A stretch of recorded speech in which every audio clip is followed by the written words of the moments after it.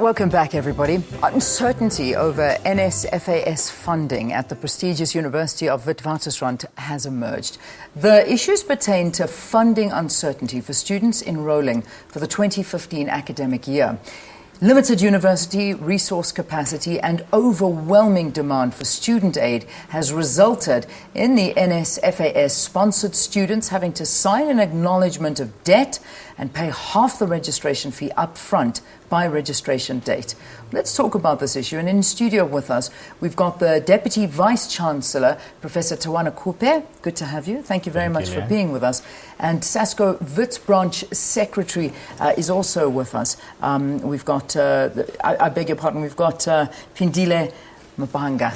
Your name wasn't on the autocue. I just had to find it here. It's good to have you, Pindile. Thank you very much for being with us on the program. All right, so let's jump into this and talk about some facts here. At least 10% of students at WITS rely on the funding for their studies. What's the relationship been like between WITS and the NSFAS in the past, and what are the challenges that you're facing right now? Look, NSFAS rather, has a relationship with WITS University, so it doesn't conduct a relationship with students. And I think by having an intermediary between the sponsor and the students, that's where the problem arises, okay? So when students are in debt, the debts are noticed by the university, and the university then is the one that blocks students from registering. The university then blocks the doors of learning for students. And when we go back to NSFAS and to say to them, we have a short of funds, and they are shocked to hear those news from us because they give university a check at the beginning of each year. Yeah. You know? And it's a big check. It is a big check, Vice Chancellor. We're setting aside, what, 9.5 billion rand in bursaries and loans for 2015. That's what our higher education minister has said. As long as it's understood, it's not for WITS only. 9.5 billion is for the entire higher education sector for all 26 universities. Okay. What the NSFAS gave WITS a check for this year is only 179 million out of that 9.5 billion. Right. The issue really here is the 9.5 billion is not enough for the sector. The sector needs to get more than 9.5 billion. When you give WITS 179 million out of that, it's not adequate to cover all of the students who qualify on NSFAS criteria. Let's make something very clear. NSFAS is a state funding agency which provides loans for students. Yeah. So NSFAS is not a branch of university management. And so what have we done with that 175 million? We have given 152 predominantly to returning students, because once a student gets funded from first year, it will be wrong to then withdraw the funding midway or in the second year, because the students can't actually go in. So what the biggest need at the moment is to cover those students who are coming in for the first time, because if 152 million goes to returning students and you have been given 175 million, the mathematics is very clear. So what we would need is an injection into the sector where WITS would also benefit and will be able to cover all of the students that are needy. Okay. Some comments coming from the SASCO president, and they're quite scathing, saying that the university, talking about WITS, is anti-black, it's anti-poor, and only rich people are going to study. When you look at this, you know, you almost wonder, what about the minority groups and the previously disenfranchised? How do you cater for them? With only 179 million for bursaries. Exactly, yes. And this not coming from WITS, but coming from NSFAS. If WITS were to cover more students, NSFAS has to give it more. Let me also give you certain facts. I think that there is a need to expand access for poor and minority groups, but WITS has been a leader in that. The ministerial committee, which was chaired by the now Deputy Vice President Cyril Ramaphosa, had a study of how much allocation to students who are needy across the country universities were giving. The university that came out tops is WITS. Let me give you another fact. 72% of the students at WITS are fully black. 50% of those are African. And show me a university in South Africa in the last 20 years that is this kind of diverse demographic. This would not have been possible if WITS did not make strenuous efforts to ensure that What it gets from NSFAS, it also complements from some of the funds it can get, and also goes out there to the private sector and does. Let me tell you another example. I got a nice email at 12:25 yesterday. We approached the Minister Motsoaledi, the Minister of Health, and said, Minister, we need doctors in this country. But students need to be funded to go to university. NSFAS is not enough.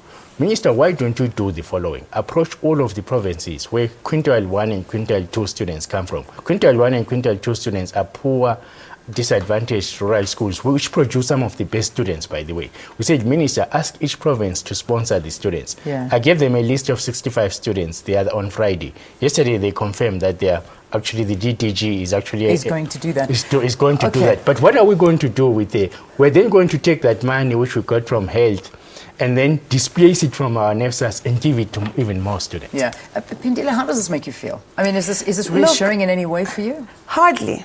Because now we're changing the narrative. We understand. I mean, as SASCO, we want free education in our lifetime as a point of departure.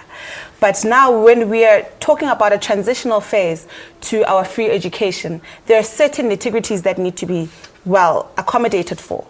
And one is the management of the funds that they get from government. We had a meeting with WITS management yesterday. The SRC had a meeting with WITS management yesterday. They couldn't even account for one thing that is so basic, such as how many students are in NSFAS, how many students have applied for NSFAS. Where did the 179 million go? Where did the 100 million that they got from sponsorship go? Because there's NSFAS sponsorship, which is 179, and there's another 100 million, which they got from an anonymous sponsor. Where did all that money go? And we need accountability. Hence, we sit around a round table and speak to WITS management, but yet they couldn't even account. Where did the money go? Well, that is not true with respect to comrade from SASCO.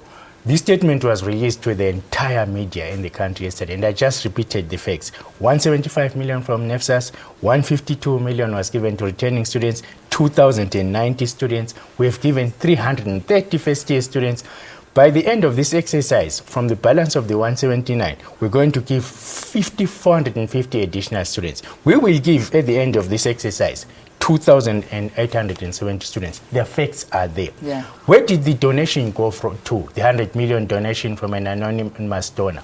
The donation was in two parts. 10 million to the WITS Arts Museum. 90 million for a strategic investment that will accelerate teaching and research in the university. It was not for fees. It has not been spent. It is in a bank account. There's a big committee of academics. Did you explain that to SASCO to try and yes. You say no. SASCO does not. Yeah, no. But I think be truthful. You are not an SRC member, right? Your SRC president sits in council, they sit in the FINCO of council, they sit with me, they have all of these facts. Yeah, let me just butt in there because there's a very hectic comment from one of your SRC members. In fact, the president himself saying this is a national issue and the students will be burning universities. I mean, this is firstly unacceptable to even make a comment like that. Yes. But secondly, you say he's there and he's aware of it. So why is he so upset? Yesterday, by the way, with a press conference, your guys were there. You can review the footage. He retracted. He moved away from that statement. At the end of the meeting we had with management, he said we can't ban universities because if we ban universities, then the money comes tomorrow. Where do we study?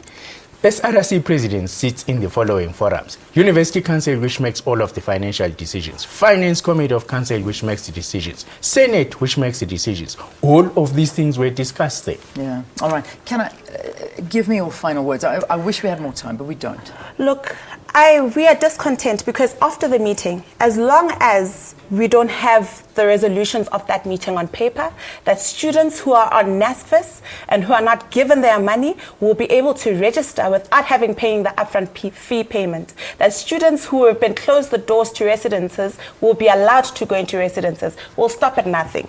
Until that is achieved. No, that an agreement is being reached, which was discussed yesterday. I'm afraid they didn't brief you. This is the agreement. If you know, it will be, there's another meeting this morning where the paper, it will be reduced to paper and signed. It goes something like this. If you have been given an academic offer, you are eligible for NSFAS and all of that, the upfront fee payment will be waived.